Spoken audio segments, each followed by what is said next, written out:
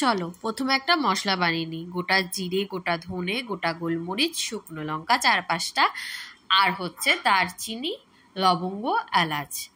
এটা ভালো করে শুকনো খোলায় নেড়ে গুঁড়ো করে নেব। এরপর কড়াইতে গোটা গরম মশলা ফোড়ন দিয়ে দেবো একটা পেঁয়াজ বাটা।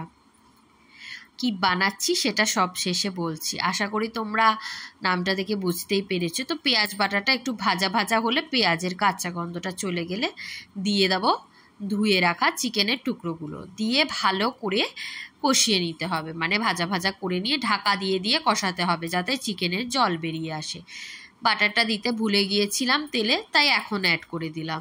তোমরাও করতে পারো এইভাবে, অসুবিধা নেই। বাটারই একটা স্মেল থাকবে এই চিকেনটাতে।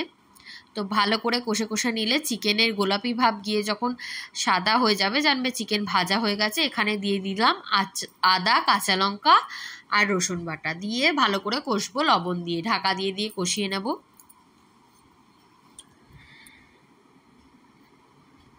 ঢাকা খুলে ভেজে রাখা গুঁড়ো মশলাটা অ্যাড করে দেবো, দিয়ে আবারও ভাজা ভাজা করে নেব। এই চিকেনটা হচ্ছে মহারানী চিকেন, আমি দেখেছি মহারানী চিকেন, তো ভাবলাম বানিয়েই ফেলি একটু। আর এটা আমি দিয়েছি আমন্ড পেস্ট, যেহেতু আমার কাছে কাজু বাদাম ছিল না, তাই জন্য যা বাদাম ছিল আমন্ড সেই পেস্টটাই দিয়েছি।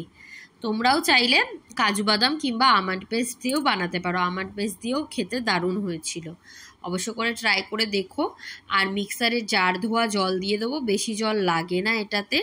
দেখতে দেখো পুরো চিকেন চাপের মতো দেখতে লাগছে, খুব ডেলিশিয়াস হয়েছিল। এটা পরোটার সাথে, পোলাও, নান, রুটির সাথেও ভালো লাগবে। তোমরা অবশ্য করে ট্রাই করো। এরপর একটু ঢাকা দিয়ে মশলার কাঁচা গন্ধ চলে যাবে, যাতে না কাঁচা মশলা নয় কিন্তু তবুও একটু ঢাকা দিয়ে কষিয়ে নেবে। তারপরে একটুখানি কাসুরি মেথি চাইলে অ্যাড করো, আর না অ্যাড করলেও হবে। গরম মশলা গুঁড়ো দিয়ে পরিবেশন করো।